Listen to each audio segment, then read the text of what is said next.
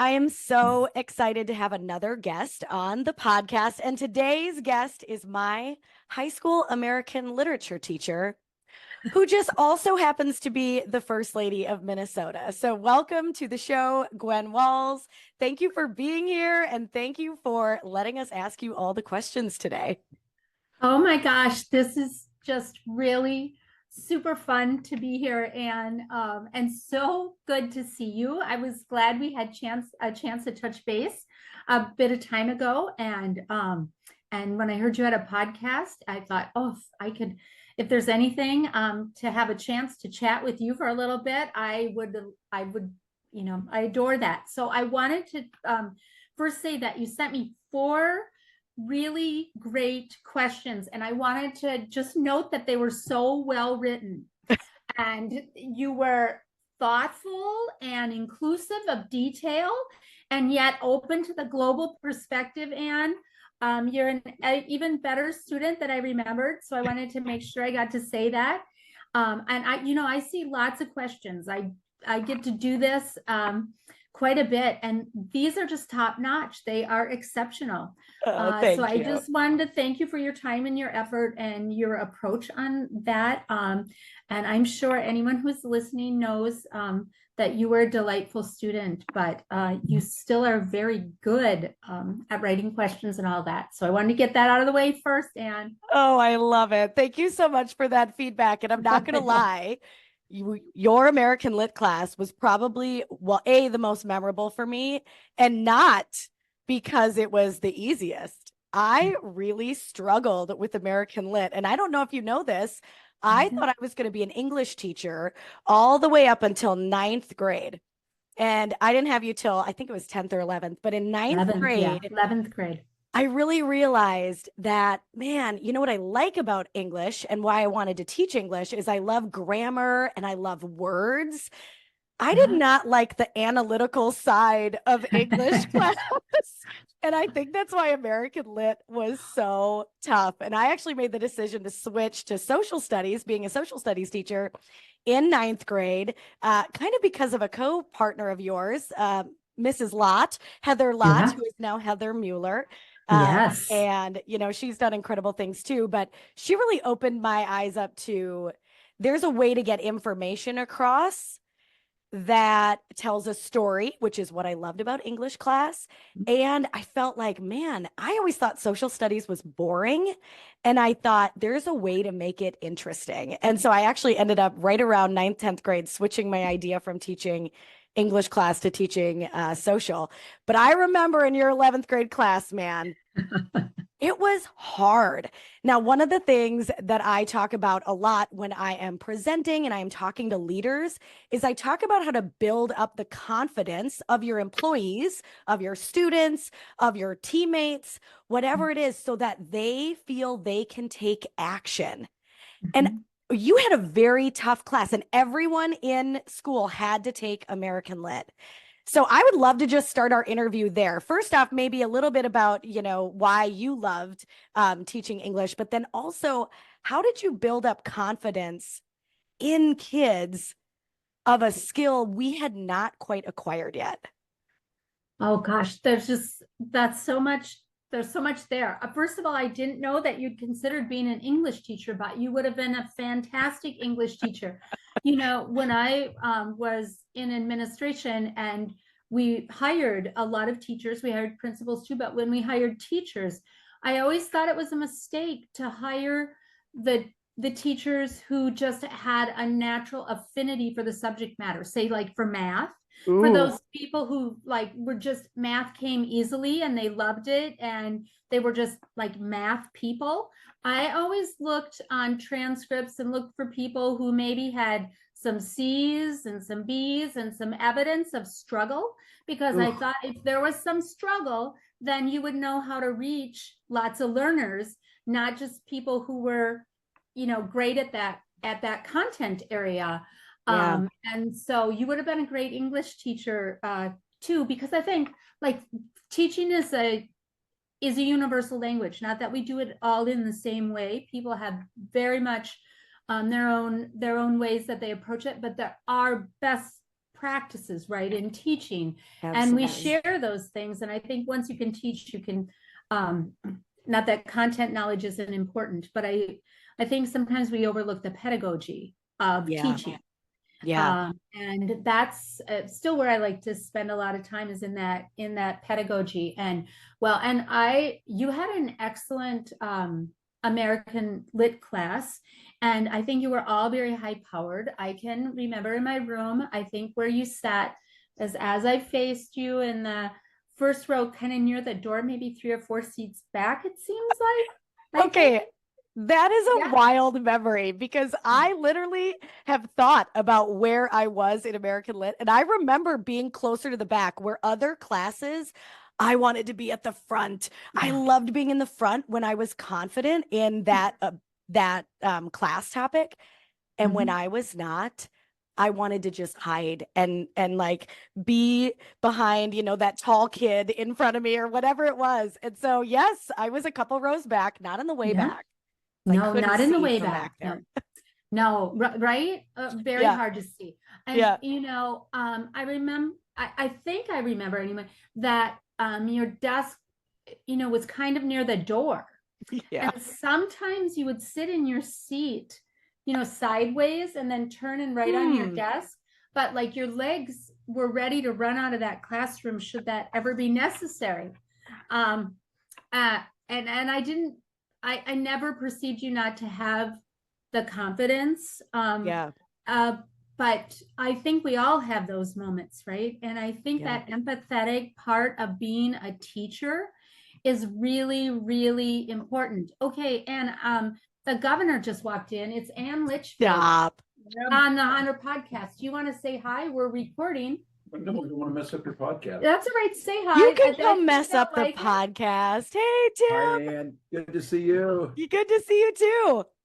How's it going today? The dog in here. Oh, how's it going? How's it going at the legislature? Oh, it's going. It's going. Okay. It's going. All right. See you later. It's a beautiful day in Minnesota today. So sorry for that interruption. Always welcome. That's how it goes. Probably that's how in my classroom too. He would because of course he taught social studies, global geography. So we were in and out of each other's classrooms, not all the time, but we would say hi. But I think like sometimes the kids who look the most competent, or even present as competent, or present as not caring, like you can't trust those perceptions, right? You have to understand that learning is a cooperative activity, right? And I always say in almost every presentation I give, or when I'm talking to people who are becoming teachers or who are working on their master's degrees or anything, I say that the thing I always know is I learned much more from my students than they learned from me. And with that kind of an approach, I think that sort of learner mentality helps you think about a class in a certain way. So how I would approach class is everybody can do what I'm asking you to do. We might just all need different steps to get there. Yes. So I tried to be very explicit, maybe, and systematic about things that might be intimidating, to take that intimidation out of it and to help it feel more controlled. So like you remember the notebooks, everybody remembers the notebooks. But like we worked through those page by page, right? And item by item, and they were a graded part of the course. And so all you had to do was to kind of do what we were doing as a class, no content, no analysis, right? But thinking through and structuring things so you'd be prepared to kind of, there was a method to that madness, to be prepared to do the analysis that maybe you didn't think you could do, but you were just doing it already by how we were putting that class together. So I don't know, when I reflect back, I think like, did I differentiate enough? Was I encouraging enough? But I always felt like students kind of rose to what your expectations were. And if you didn't have any expectations, then you weren't going to get very much.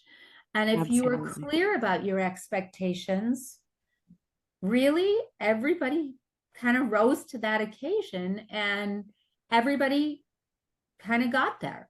I can remember we had quizzes or tests or writing assignments, and people would like everybody would miss number 7 or something. And then I would be like, well, why aren't they getting number 7? And then after like 3 or 4 students had missed that, I thought, no, it's not that they didn't get number 7. It's that I didn't really teach number 7, I guess, or not in the way that I'm asking it, right? And so it helped me realign how I thought about that, because I approached it as a learner, right? Yeah. And also with the analysis, I tried to encourage you to think about it in your own way, and that there wasn't just one right way to think about that. And I think that maybe built some confidence. Yeah. I think don't it's know. interesting when you say that, because I've recently become a member of book clubs. And I think there was something in me that believed there was always a right answer. And I, as a student, needed to find the one right answer. And I think that's why American Lit was really challenging for me, because there were multiple answers, because there were multiple perspectives. And I got kind of frustrated because I'm like, but what is the one answer I need to write down so that Mrs. Walz gives me the 10 out of 10? Right. Yeah. And that I find as a student, when you made a comment about, me, the questions today and how they're even better than what I was. When I tell you, I know I have learned so many things throughout time, right? And really gotten better at things. It's that there isn't just one right way to do this. There's not 4 correct questions to ask the First Lady of Minnesota on your podcast. It is really, truly what people take in, how they use their experiences and their own perception. And that's what you're going to get back. And I think as a teacher, so I started teaching in 2005. Now, when did you stop teaching? What year was that? About then. Okay, yeah. About then, maybe 06, but Yeah. right about that time. Yeah. And when you make the comment about differentiating instruction, man, that really picked up right around 2006, 2007, 2008. And so, yes, I'm sure you can look back and say, oh, was I doing that? But it really wasn't being pushed at that time. No. But what I remember in those early years was I also was still under the assumption that there was one right way. So I thought there was one right way to teach. There was one right way that my students needed to answer things. And after about 4 or 5 years, the students, like you said, taught me so much of like, well, wait, well, that answer is also correct. And that kid's perspective is not wrong. And wow, I taught really close to a Native American reservation. And the amount of learning that I had to have, that I got to have through my students who were connected to or part of the Lower Sioux Reservation, man, it is invaluable today, because I walked away with an education where I didn't move very far, right? I went to school in Mankato and I went to college in Mankato. And I really only learned this much about the whole world. And so, yeah, moving into a location where there was multiple cultures who could teach me things that were different than what I was taught or what I had heard or what I had read, it was just incredible. So when you say your students taught you so much, it's so, I think that's the greatest part about teaching, is that you get to learn every day while you're teaching at the same time. And yeah, talk about a career that is just life-changing in the best way. And then when we approach it in that way, right? Then it's okay to have that open conversation with students. It's okay. And students honor that too, right? Yeah. So then you really have interesting dialogue. And I think that when people feel like, when people feel like they belong in a classroom, and when you're kind of in the same boat, I do think that builds confidence. right? And I do think, like, as I try to grade, I would not always, like, I had some, there were some ideas that you had to include, like there Yeah. is an idea of what a transcendentalist is, right? And so, like, there can be variation from that, but that was a general thing. But then your discussion around that, that's where that 10 out of 10 came, right? Like, Yeah. not just knowing what that was, but how does that apply, and how do we use our higher level thinking skills, and what does that even mean in your life anyway? And so Right. those are exciting things, and that's what just kept it interesting, right? Day after day and year after year.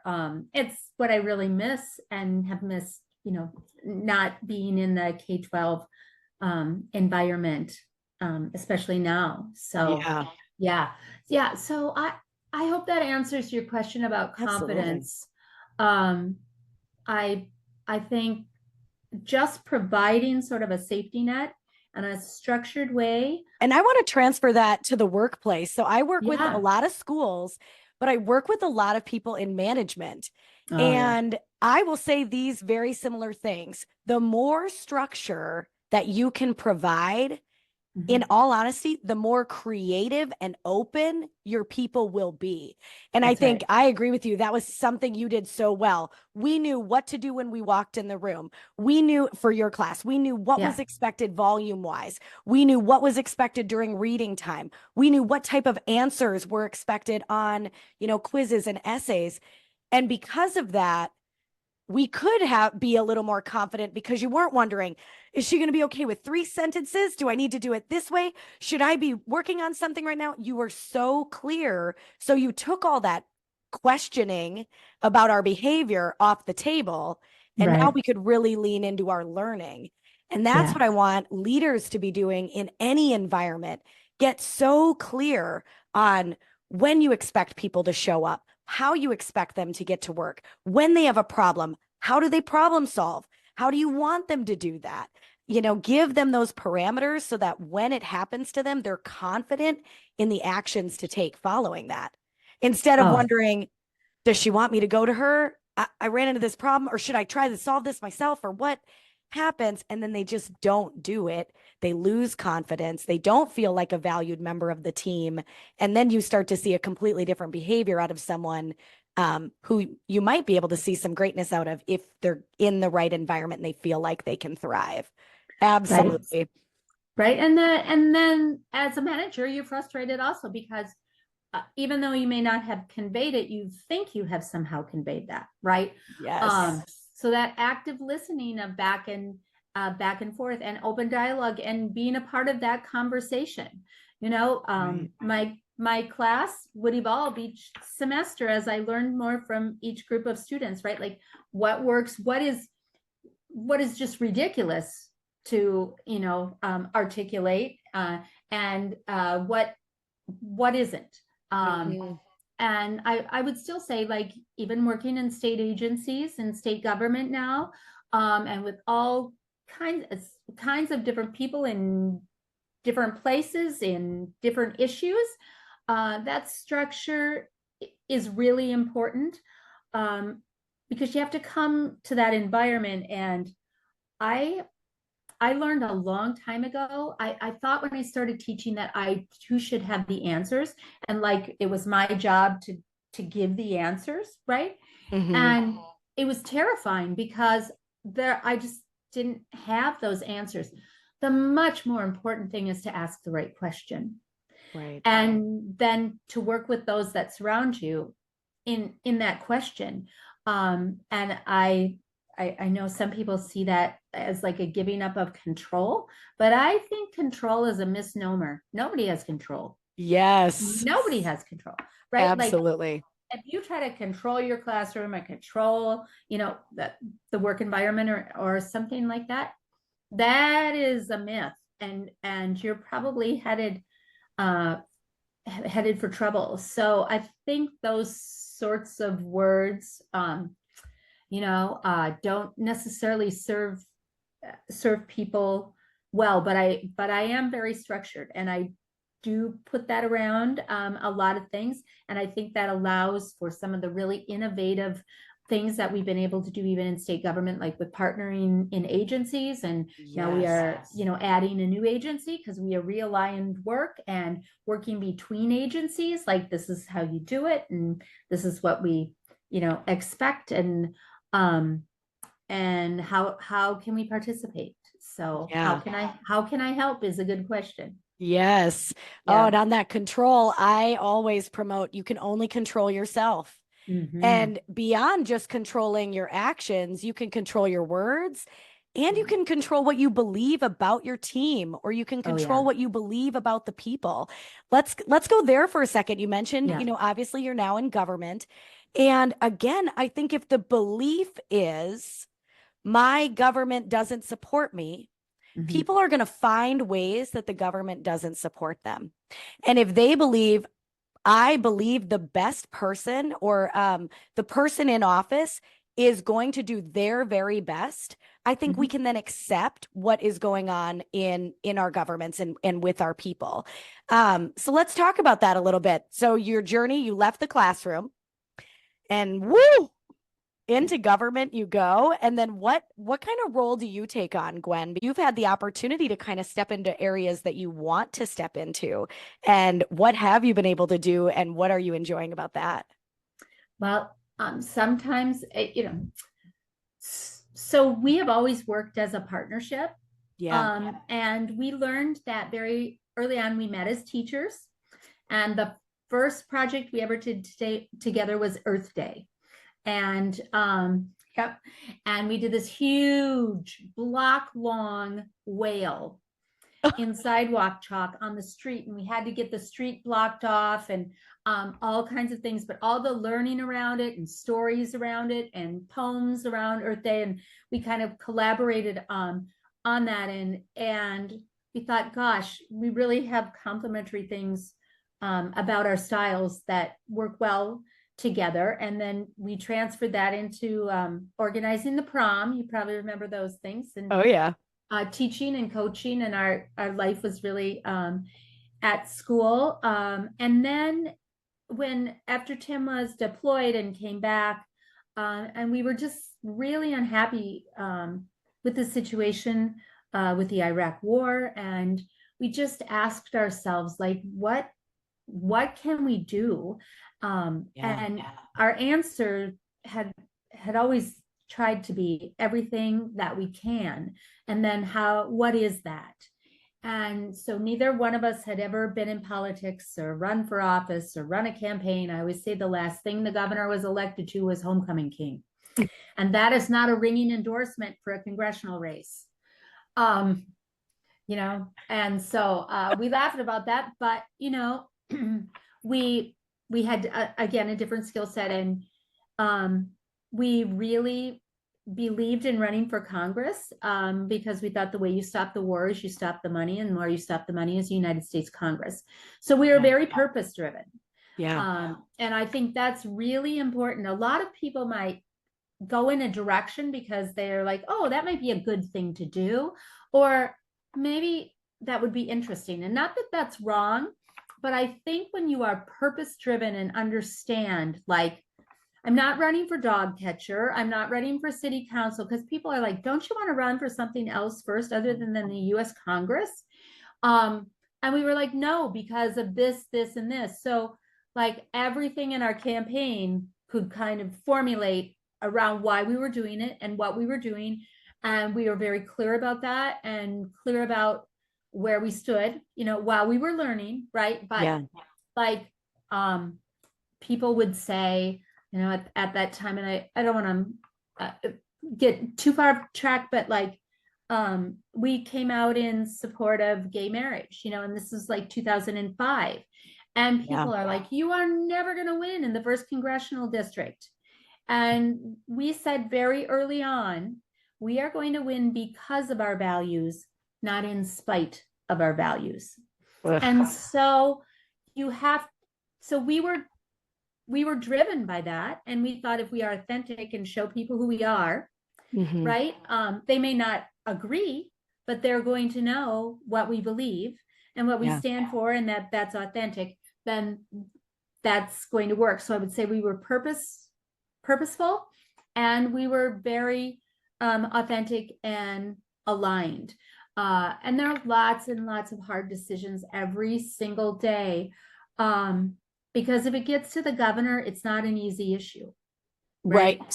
And like, especially right now, you're catching me the last week of the legislative session. And on Tuesday, before the Monday of the end of the legislative session, it always feels like all is lost, right? Yeah. Because it is just, it's kind of everywhere, and it hasn't come Yeah, back together, and not a lot of closure yet. Yeah. No, it just, and you have to compromise. And you have, sometimes it's really hard. And sometimes there are even, between even the two of us, like, we have to negotiate that.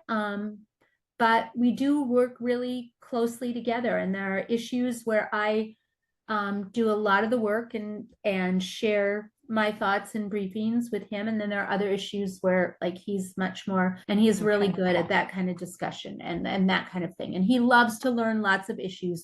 I go really deep on a few. And so, we have to work together on that sort of, getting it done. But we are still one another's closest advisors.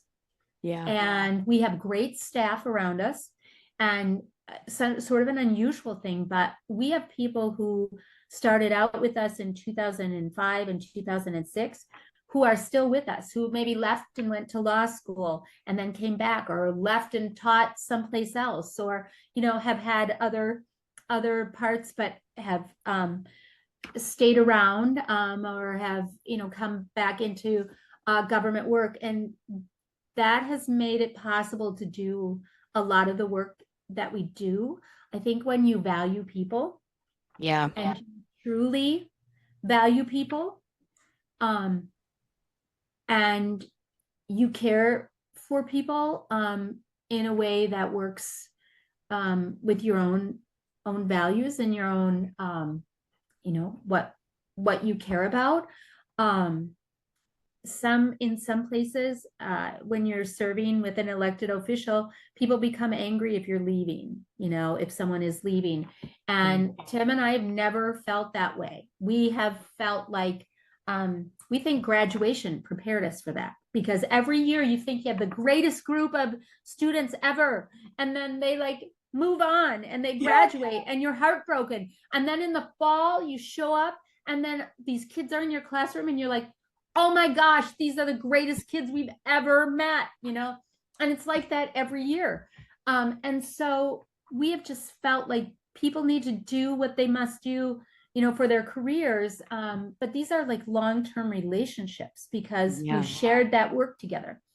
And so it's really relational in nature. I think a lot of people would, and we want the best for people, because how you really change the world is not necessarily even what gets done during your administration, but it's all those waves that go out afterwards, all those people that have had a chance to work together that go out and change the world, just like all of your students, they leave with little pieces of who you are and what you believe, and you hope those are the best parts, and they take that with you or with them, to make the change that needs to be made. I work closely with the chief of staff, sometimes on similar projects, sometimes on very different projects, but everybody's pulling together in the same direction right now, as we end the legislative session. I also teach at Augsburg, so I've kept just one night class in the spring, but that allows me to be in the classroom, and I love that part of it. So I still have that, and the governor doesn't get to do that. I work a lot with education as a whole, like education in prison. Let's talk about that. What brought that to your attention, and why are you passionate about schools and prisons, or helping educate those in prison? Well, I think all means all. And I think most people that we find in prison did not have a great experience in K-12 education if they made it to 12th grade. Right. And I feel like I wish that would have been different. Yeah. And a lot of the people I speak to in prison say, you know what, my teachers tried, everybody tried, it was me. And I get that ownership, and I think that's a good thing. But I also think like we have created a system that doesn't work for all learners and doesn't work for lots of learners and doesn't have all students necessarily feeling successful or part of the community or Right. engaged. And so I feel like I've always felt like that was a hole in K-12 that we've never kind of addressed, and we've let people go more easily than we should have or could have. I also believe that transformation happens for all of us if we allow it in many ways every day, maybe. But a lot if we're open to that. But I believe that the most powerful transformation is education. And if we are serious about forgiveness, which I don't want to get too much into my faith, but Yeah.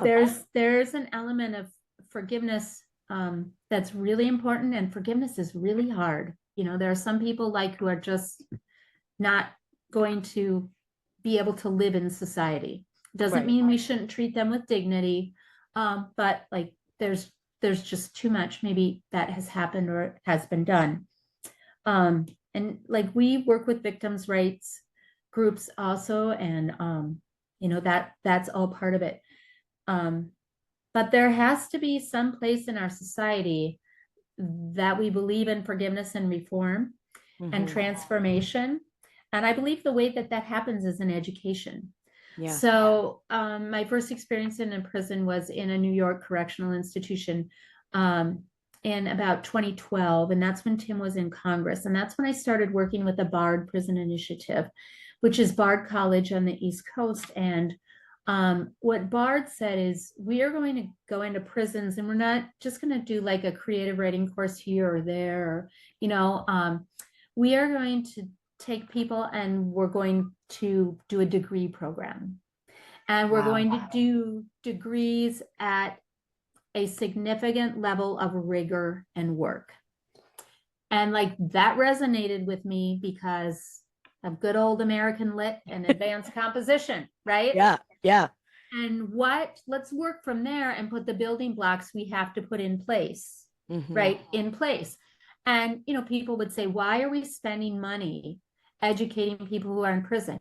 Well, I don't know. Do you want to pay the $52,000 a year to keep them in prison for the rest of their life? Or could we learn from this and become productive members of society, right? Yeah. And have families made whole again, and maybe not recreate every mistake that we've made over and over and over again by listening to some of what we can learn here. So I loved the Bard Prison Initiative and started working with them. And I worked with another congressional spouse, and we worked with other congressional spouses, and were able to help grow that to more than 11 states. Wow. So colleges like Notre Dame and Washington University, top level education institutions, were part of offering this college and prison program. And this may be echoing, but what those institutions said to us was, our institutions are transformed, right? Yeah. And more than maybe we are transforming with education in a prison. Yeah. So I was at a concert, the Bard Orchestra came and played in the Eastern Correctional Facility. So all of those students in orchestra, right, were there with the inmates in the Eastern Correctional Facility, which is a very hardened place. Yeah. And they played their orchestra concert just as they did it on campus, because we said, what if we could provide some of those same opportunities? And then I called them students, but they were the inmates in the prison, right? Yeah. But I think how you name yourself Mm-hmm. and how you are referred to changes how you see yourself. So 1,000%. right, when we call ourselves students, right, we see ourselves as students. And Mm-hmm. so they would ask questions, and like the orchestra director and the students in the orchestra would answer those questions. They would say, those are the most amazing questions. Like, we've never gotten questions like that before. And Yeah. then we started a debate team. And right. I And love this. there's a documentary on PBS. Ken Burns came in and did a documentary because our debate team actually beat the Harvard debate team. Okay. Yes, right. And we had judges, like we had international judges, and because researching for debate is harder in a prison, right? Mm-hmm. Like you can't just go on the internet and pull up your articles and print them out and right. And also the arguments were so unique, right? And different than what was heard on like the college debate circuit. Yes. And so then a lot of people wanted to come and debate the Eastern Correctional Facility because they're like, these are new arguments, like this is great practice. And Absolutely. and we won some and we lost some, but that program is still functioning today because what a very powerful skill, right? And the men on those teams, like they cheered for one another, and they weren't sure who the debaters were going to be until the last minute, Yeah. and so those were transformational experiences. And 95% of our population in prison are going to get out one day. Right. They are. And so, like, who do you want living next to you? And why would you not want to set these people up for success? Like, I'm getting emotional right now because this is how I felt about certain students who came in. I had other teachers or other parents saying, well, just you wait. Well, just you wait till you get so and so and so and so. And these kids were written off before they even walked in the room. And I'm sure that men and women in prison feel like they've been written off the second they get placed in that facility. We're Before done. that, even Anne. Before that. Well, and even before that, yes. But believing that I will never amount to anything. I had a student, he was a senior boy in detention with me one day. And I said, we got to talk about what is going on here. And he's like, don't worry, I'm stupid. I'm an idiot. I'm never going to get a job. And I was like, time out. Who told you that? And he said, my dad tells me that every day. And I was like, well, here's a fun fact. I don't believe that one bit. And the conversation that then ensued was like, no, this has been my programming. I love that going in and educating people who are in prison, inmates, for them to realize, wait, there is another path. And this organization is going to help set me up for success. And I still have a choice, right? We know this. We know this with students walking in our doors every day. I hope leaders who manage people know this about their people, that they can come in and they already have a set of beliefs. And I think as leaders, what we can do is say, here's what I believe about you. Here's what I see for your future. Here's what I think you could do. And really, truly help them fully connect with that idea so that they can go take action that matches the belief you build in them. And I just commend you and thank you for bringing that program, because we're working on it in Minnesota. It's not so Yes. it's not so easy. It's not so easy. But like if you really believe, like we do, about education, and I believe that about a 4-year degree program, we're also looking at that, in 2-year programs and in vocational programs. Absolutely. I think you can have the highest standard, like I said, in Faribault. Let's just have the best welders in the state come out of Faribault. Yeah. Let's just do that, right? Absolutely. It doesn't, because not everyone, either right away or ever, wants a 4-year degree. And I understand that. And we have to overcome sometimes a lot with bad school experiences or negative school experiences, much maybe due to their own behavior too. And again, Right. there has to be a structure in place because, you know, all students have to be able to learn. And so if you're impeding someone from learning, like there's probably a deeper reason, but you know, we can't stop everything because of that at that moment, but there's a time and a place.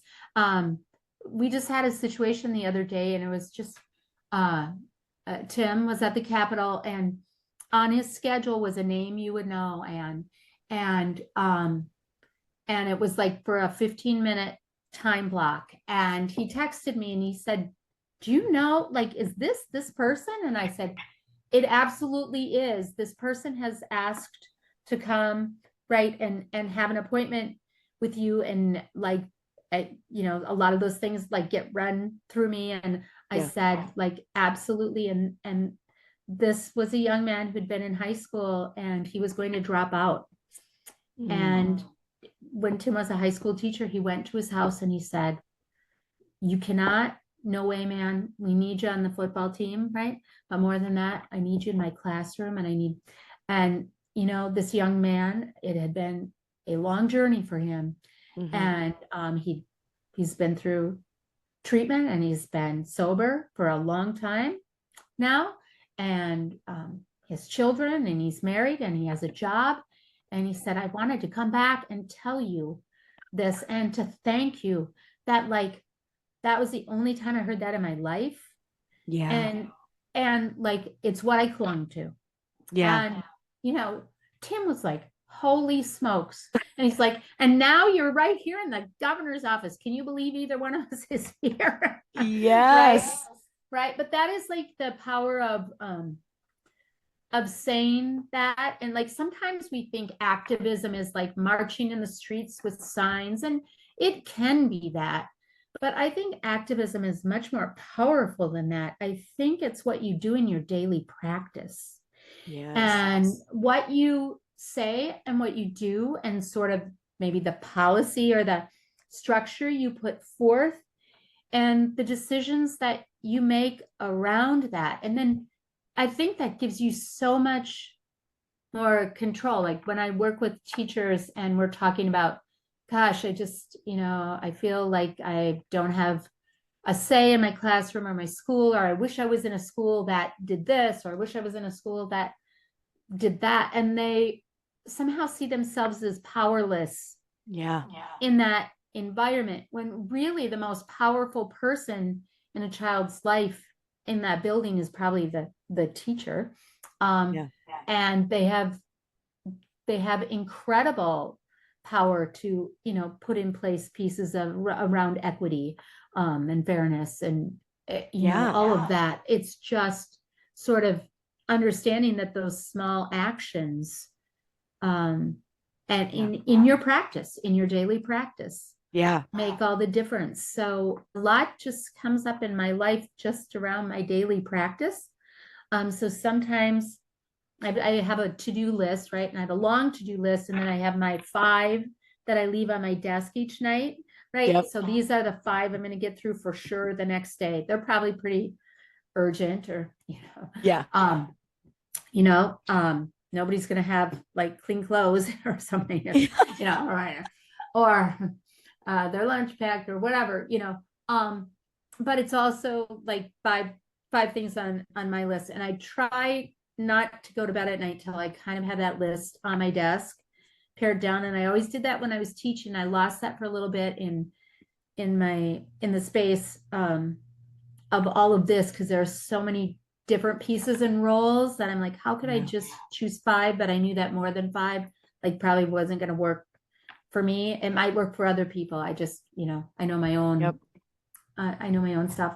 But you know, within that day, like, what are those 5 things, and are they meaningful? And are there at least some things on my list for both Tim and I that are going to matter and take action? And I've, you know, really committed to try to do things like, you know, reconnecting with all the kids in your class when we met and had a chance like that. It would have been easier to just continue on doing work and checking more things off my list. but I'm committed to that. Or when, I said I would do your podcast if you want me to, Anne. And then you followed up and I said, nope, I'm going to do that. And I'm going to do it right away. Yeah. Because that's meaningful things, right? Yeah. And everybody has a few slogans that they kind of live by. But I say that we build meaningful relationships by doing meaningful work together. Yes. Sometimes we have this pretend work, like when we were first doing professional development stuff at schools, like we'd say, okay, donuts in the lounge on Friday. Now, I love donuts and I'm up for donuts every day of the week, probably not just Friday, but we thought that would like help everybody come together and bond and, all of that. And like, it really wasn't doing it. So we said, well, what if we did like, maybe we should switch it to Monday, or maybe we should just go all in and have donuts on Mondays and Fridays, in the teacher's lounge, which was down by my room. And like, that didn't work either. And it wasn't going to work. And like, sometimes we think about that in our work environments and our workplaces or our classrooms. And we think like, well, we're providing these opportunities for people to come together and share and whatever. And like, it's just not working. And why isn't it working? And I think it goes back to the purpose thing. Like when you are engaged in meaningful work together, like when we started talking about how we were able to reach students, or what so-and-so did in their classroom, or why does this always look like it's super fun in Mr. Walz's room and it's, like not super fun in my room, or whatever. When we started engaging in meaningful work that made a difference for what we were all trying to do, which was teach, or even in state government, when it's around those meaningful conversations, people know when they're engaged in meaningful work. And then they rise to that also. And then you build the relationships where you really can make some of those difficult changes. I have great relationships with people who, I don't know if they really even, if they really even think I'm all that neat or not, because we do meaningful work together. Yeah. Right. And I appreciate what they bring, and I think they appreciate what I bring. Yes. Right. But that wouldn't happen if we were just having donuts. Agreed. And I think leaders think that, well, I'll reward them so that they do more work, instead of looking at what is the work I'm asking them to do, and how do they feel about that work? Do they feel that that is their purpose? Do they feel like they bring something to the table, or is it just monotonous work? And monotonous work, for some people, they love it. My husband wants to go to work, do the same thing every day, have no one talk to him, and just let him check those boxes. If that were me, I would just feel so shut down in the world, right? I don't get to be creative. I don't get to talk to people. I don't get to socialize. And so that's why being a teacher for me was so meaningful, because not only was it meaningful work with your co-teachers, it was meaningful work in the classroom. And so then, yes, you can be driven. And I will say, because we're talking a lot about education on this episode, that is why I fear we have teachers leaving so quickly. They still want to do meaningful work. Yeah. They are passionate, and they know to their core that the reason they signed up to be a teacher is to do meaningful work. Yet it's starting to appear like their work is not meaningful. And I always remind them, when I do back to school workshops and I present to administrators, I remind them it still is meaningful. And you get to choose. And you made a statement just a minute ago about your daily actions and what that does for the bigger picture. And I think if educators can truly, and I mean this from a place of love and not from a place of I left education, when you can truly dive into the daily tasks of the opportunity that is at your fingertips every single day. Like, it blows my mind that I was teaching about 90 kids a day. I had the opportunity to change the lives or shift the belief of 90 little people a day, or big people. I was the smallest one in the room, really. I talked. Yeah. Right. But I had that opportunity. But there were times where I didn't feel like that opportunity was worth anything. And so what I had to do was almost the opposite of not go to donuts in the lounge. And I had to shut my door. And I had to say, listen, in this room, we will do this, this, this, this. And I believe this, this, and this. And I know my neighbor teacher does not believe that. And that's his prerogative. Here's what I'm here to do. And I would have students say, the only class that I do my work in is this one. Or, the only class I'm on time to is this one. And I would say, thank you so much. I really wish you would apply that to the rest of your schooling. But I'm glad you're here, and I'm glad you feel valued to be here on time and excited and motivated to try hard in here. And I always wanted it to transfer outside of that, but it's got to start somewhere for those kids. And it wasn't going to start if I didn't start saying, what can I do every day? How can I ask kids how they are quickly so that they can feel connected to me, so they'll want to do my geography project, so they'll want to do my history paper, right? And really build that belief. And I think leaders today have the same opportunity. Whether you lead 5 people or 100 people, you can take little actions each day to build up confidence and relationships and value and meaning so that people want to do the work. And you're right, they might not agree with you every time. You guys have a lot going on, and you have a lot of people who disagree with eventual decisions that have to be made. But if it can be meaningful work that everyone is truly passionate and driven by a purpose, then they can let some things go to put, their energy into something else as well. And I think that's really exciting and awesome. Even the people who are, who are protesting or, send really not nice letters. I have to believe it's because they really care about the same things that I care about.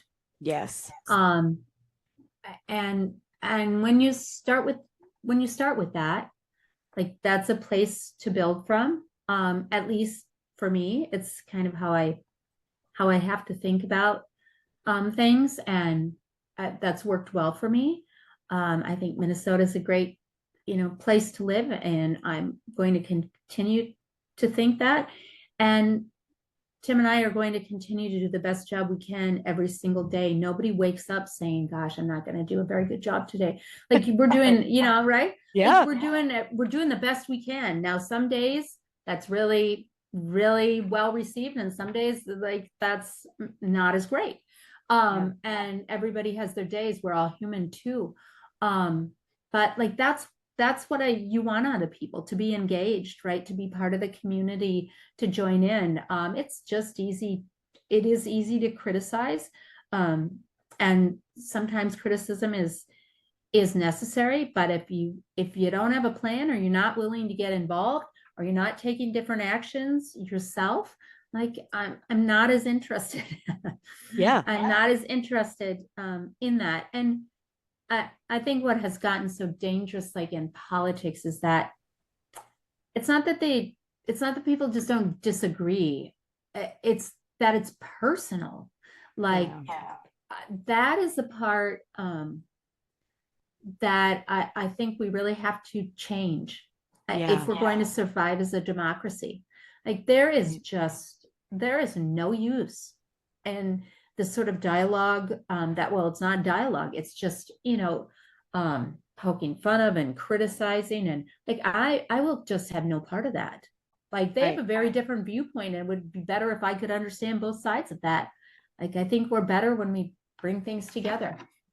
I think really quick, 2 things that you just said that I really think are important is, one, I don't think people would send anything to you if they did not believe or trust that you were going to read it and at least absorb it or think about it, or start to, like you just said, I need to understand your point of view. I think if people feel like this government doesn't support me, won't ever, they wouldn't reach out. They would shut down. And so I really hope that with the One Minnesota message, we can say, there's only one way we can be one Minnesota, and that's all if we're all working together. And on that same note of, sometimes you get the notes that it's not criticism, it's not constructive feedback, it's hate, or it's anger, or it's frustration. And when I'm working with people through things like that, I say, let's set emotion aside and let's talk about what's happening and what do we want to see differently. Because we can be mad and angry, and I can tell you what I really think about you, but that's not going to change anything. And so if there are people listening, and I know there are people listening to this podcast that maybe did not vote for you both to be in office, right? Yeah. What I want them to hear is that we cannot grow and move forward if we stay stuck and not taking action and not sharing beliefs and sharing perspectives. But we also, as you know, in all governments, we've got to hold true to the values that we know are important to us. And protecting Minnesota, serving Minnesota is something you guys have done so well and will continue to do as long as you are able. And I just want to say thank you for that, because there are other governments out there that there are people feeling silenced and not trusting their government. And we don't want to be a part of that here. So I appreciate that a lot. No, Minnesota's the best, right? But finding ways to live that is that's what's really important. And it's not easy every day. And I mean, anything worth having, right, is worth working for. It's not going to be easy. And that tolerance and that respect for other people, we just have to find that again. And I think Minnesota is such a great place to model that. Like we see it so much more than we don't see it, right? And so I know there are levels of frustration. It's a tough time right now. It is a tough time. But to have that dialogue, to have those conversations, to have that respectful expectation that we can have these conversations and come out in a better place.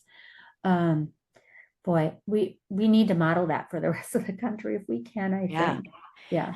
I think the good news is I've been in and out of classrooms for years now. With different work that I've done, I've been able to go into classrooms and kind of see what's being taught and what's being said and how people are reacting. And I think there is so much positive coming.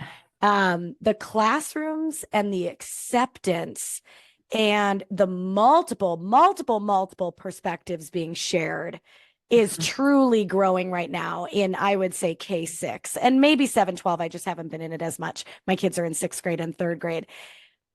I'm hearing it from my own students in my house of accepting other people and understanding different points of view and really being able to understand what they think with those different points of view. And it's coming. I think there's some generations right now that really want to hold fast to what they knew and what they once had.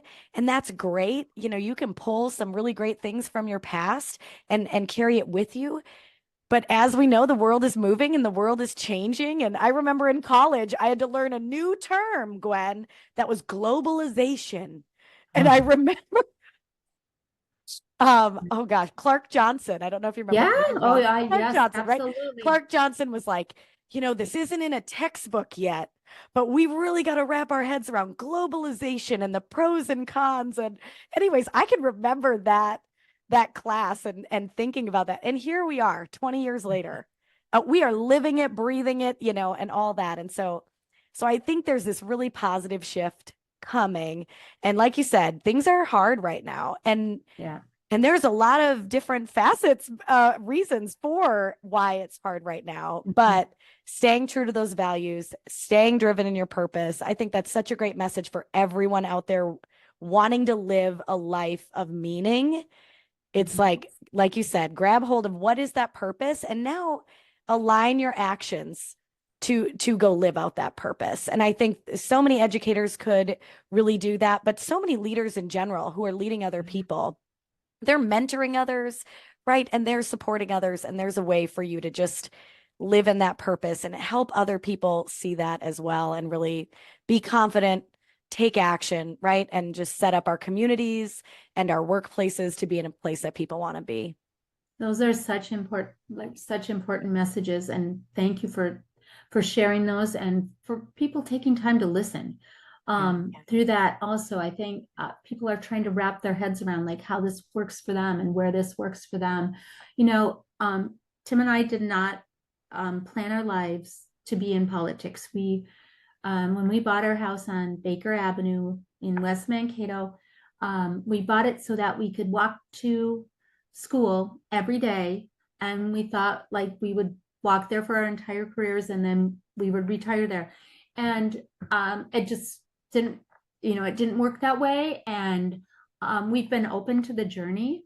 But my mom has a saying, and when I was little, her saying, which is really profound, I think, is do the work that's in front of you. And when I was little, I thought that meant like do the dishes, right? Like, okay, girl, it's time to do the dishes, right? Or like do your homework or whatever. Like, and as I grew up, I recognized what she was saying, that really the work that is in front of you, first of all, it's your job to recognize what is in front of you and what that really is and what your role really might be. And are you really seeing both the opportunities and the challenges that are in front of you? And then when you do, get engaged. Don't sit on the sidelines. Do the best you can wherever you are with what you have, but do that work that's in front of you. And I think that's how Tim and I have thought about our careers. Like people are like, what's next? Or, are you like climbing the political ladder or whatever? We've made purpose-driven decisions, but we've also done the work that's been in front of us, and we're honored to be able to do it. And we'll continue to do whatever those next things are. And I don't think either one of us would say that we know right now exactly, because we're in the work and we're looking around, right? Yes. But people have talents and abilities and capacity, and you have to think about where you could use them when it's purpose and value driven. Absolutely. Yeah. I appreciate your time today. I just want to say thank you so much. Reconnecting a couple weeks ago was great. Getting your individual attention was awesome today, and just hearing from you and your perspective. And again, I just truly appreciate it. Thank you so much, Gwen. I'm so proud of you, Anne. It just makes, it makes me feel like, to see your students accomplishing such great things, it brings me to tears almost. I'm just so proud of you. So thanks for all your work and for what you're doing, and for taking a whole segment with me. It's been just such a joy. So thanks. Absolutely. Okay. You go enjoy this beautiful Minnesota day. I heard somebody say yesterday, this week is just chef's kiss of Minnesota weather. And I was like, it's good. So perfect. Yeah. It's so perfect. That is right. I am going to take a walk later. It might be way later, but I'm going to do it. And that's okay too. Awesome. Thank you, Gwen. Take Have care. a great day. I appreciate it. Soon. Yep.